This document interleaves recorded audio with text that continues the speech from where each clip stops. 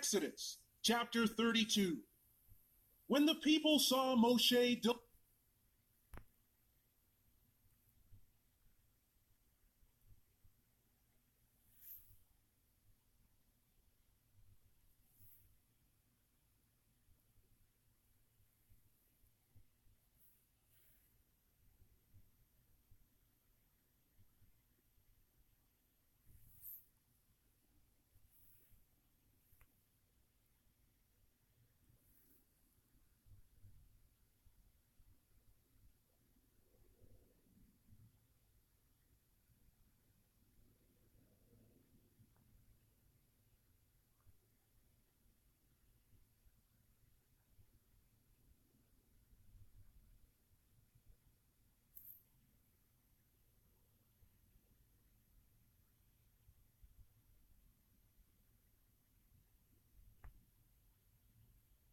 delayed coming down from the mountain, the people gathered together around Aaron and said to him, "Come, make us a god, El, who will go before us.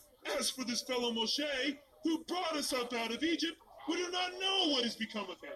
Then Aaron said to them, "Break off the golden earrings in the ears of your wives, your sons, and your daughters, and bring them to me." So all the people took off their earrings and brought them to Aaron.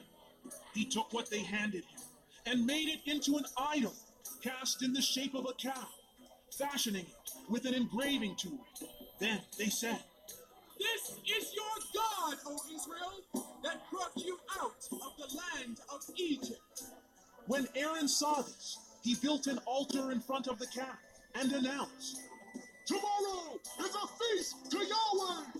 So the next day, the people rose early and offered burnt offerings and brought peace offerings. And the people sat down to eat and drink and rose up to play.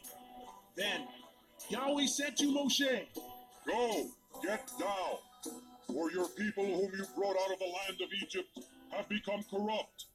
They have turned aside quickly out of the way which I commanded them.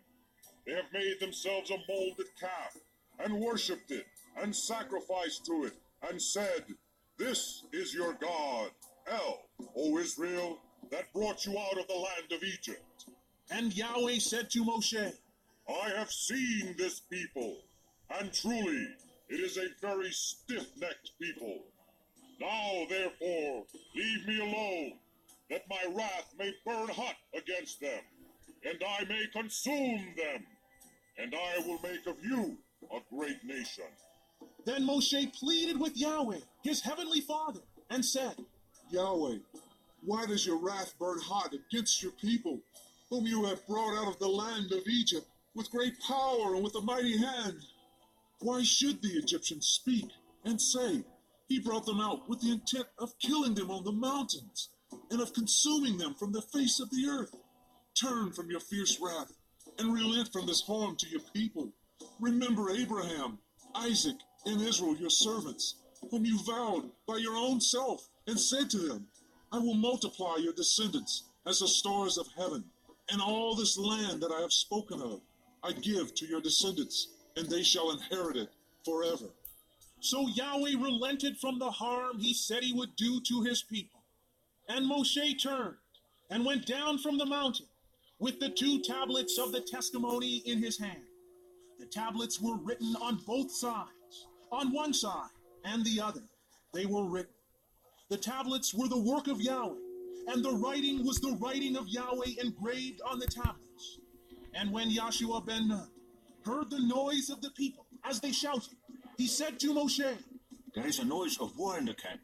But he said, "It is not the voice of shouts of victory, nor the voice of those who cry out in defeat. It is the voice of singing that I hear." As soon as Moshe came near the camp, he saw the calf and the dancing. So Moshe's anger became hot, and he threw the tablets out of his hands and broke them at the foot of the mountain.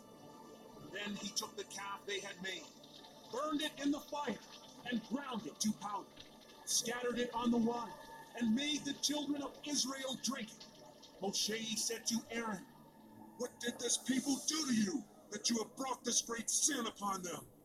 So Aaron said, "Do not be angry. You know the people, how prone they are to evil. They said to me, make us a god, El, that will go before us. As for this fellow Moshe, who brought us up out of Egypt, we do not know what has become of him. And I said to them, whoever has any gold jewelry, take it off. Then they gave me the gold, and I threw it into the fire, and this calf came out. Moshe saw that the people were unrestrained, and that Aaron had let them get out of control, and a laughingstock to their enemies. Then Moshe stood in the entrance of the camp and said, whoever is on Yahweh's side, let him come to me. And all the sons of Levi gathered themselves together to him, and he said to them, this is what Yahweh, the Father of Israel, says. Let every man put his sword on his side and go through the camp from one end to the other, and let every man kill his brother, every man his companion, and every man his neighbor. So the sons of Levi did as Moshe commanded, and that day about 3,000 men of the people died.